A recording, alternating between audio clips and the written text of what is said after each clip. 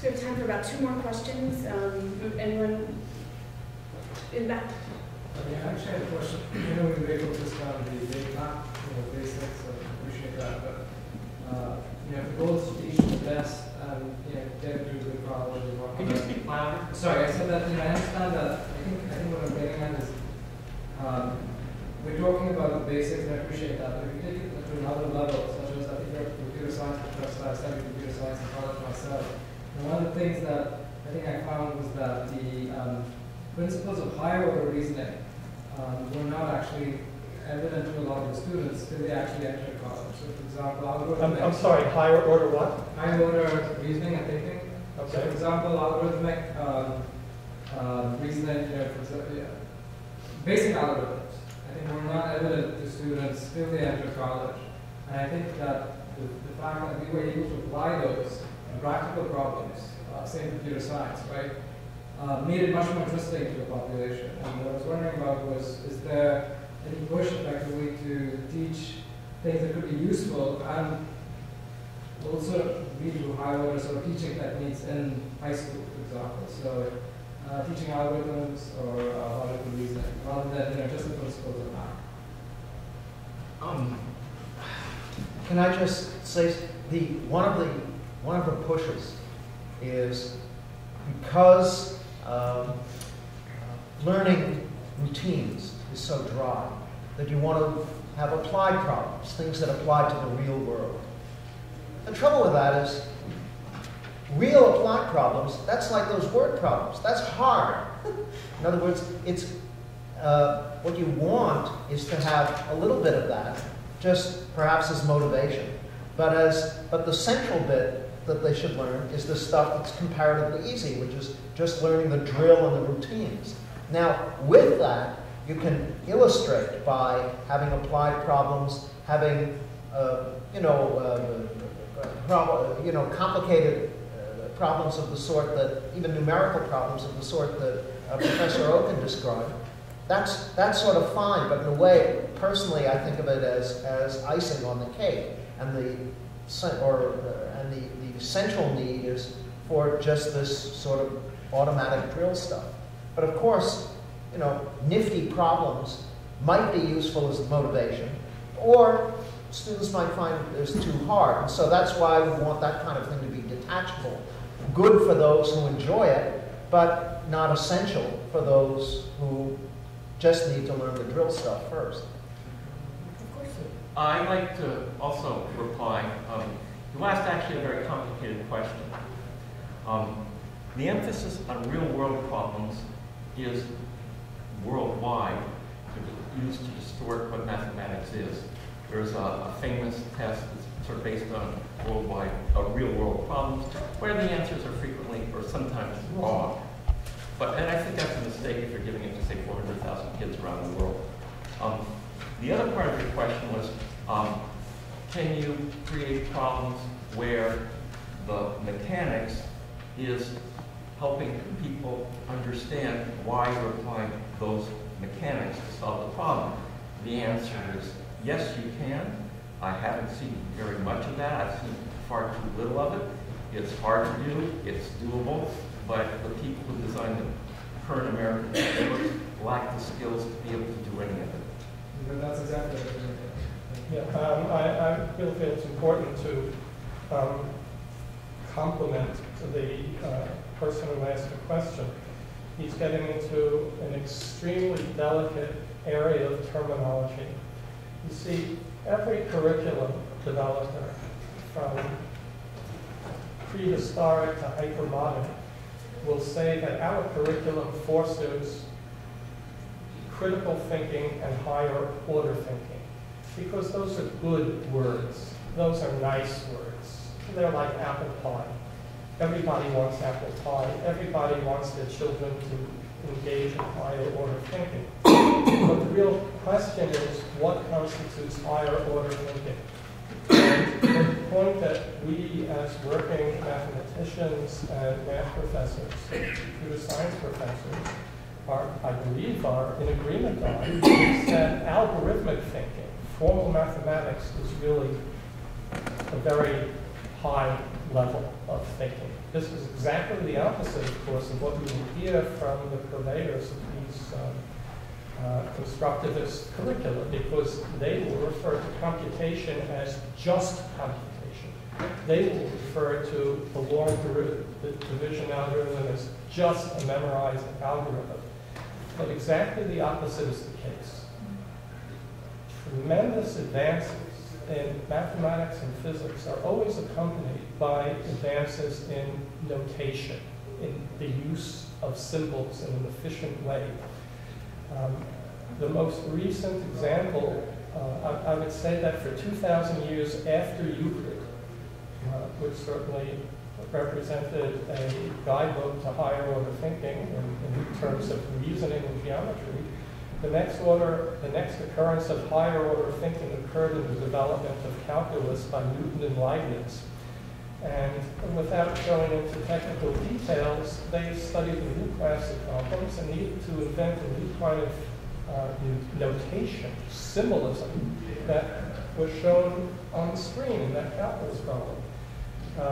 They understood how to, each in his own way, to come up with the right symbols and the right method and the right efficient attack on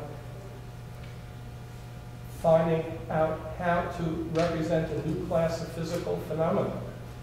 And of course they had big ideas and higher order thinking in the usual sense, which is, understanding concepts and physics and this and that. But the point I'm making is the following, that none of you probably have heard of Isaac Barrow. Isaac Barrow was Newton's teacher at Cambridge. And Isaac Barrow had all the same big, terrific ideas about calculus and rates of change. The only thing that Isaac Barrow failed to develop was efficient symbolic notation. And that's why you have never heard of Isaac Barrow, because symbol manipulation is intimately tied with higher order thinking, and the purveyors of these curricula that we're criticizing will try to make you believe exactly the opposite. Can I just quickly, there's an example that you can all think of, which is you learn long division, so this is this routine.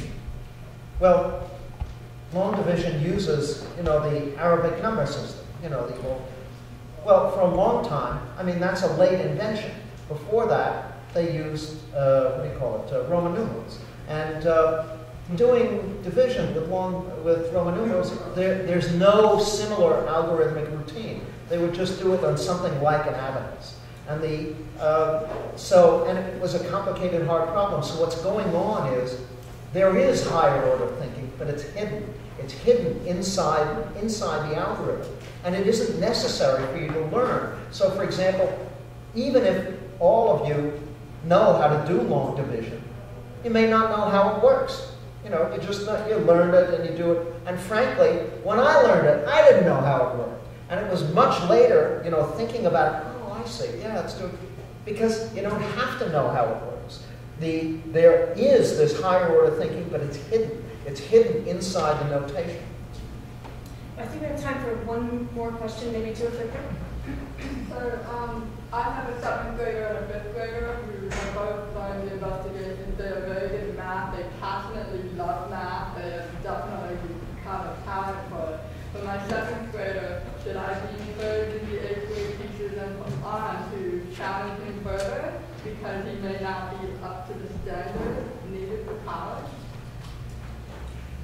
I would say mainly to just keep watch on that he'll be learning algebra and learning these routines. And the only warning sign would be if the teachers are denigrating the routines. If they're just learning, if they're learning how to solve algebra problems, then that's fine. That's what they need. But sometimes in these curricula, it's like, well, this stuff isn't important. You shouldn't be doing that. You should be doing this kind of thinking, like the estimating instead of computing. In other words, if they know how to compute with fractions, that's what you need.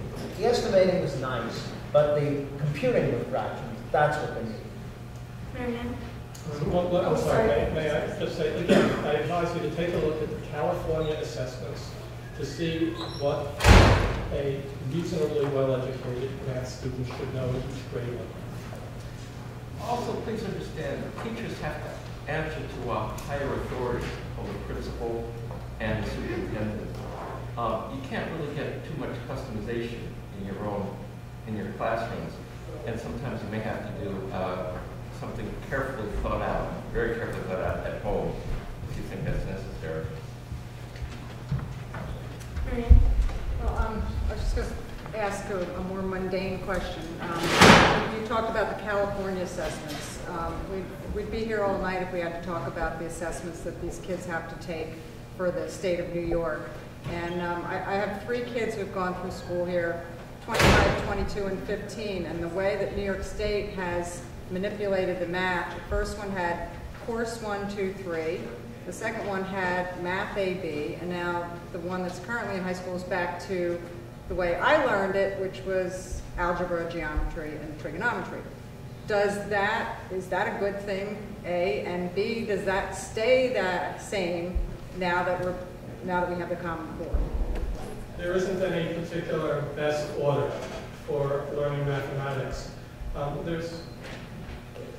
say that there have been all these changes in successive series of tests simply because there are people whose jobs involve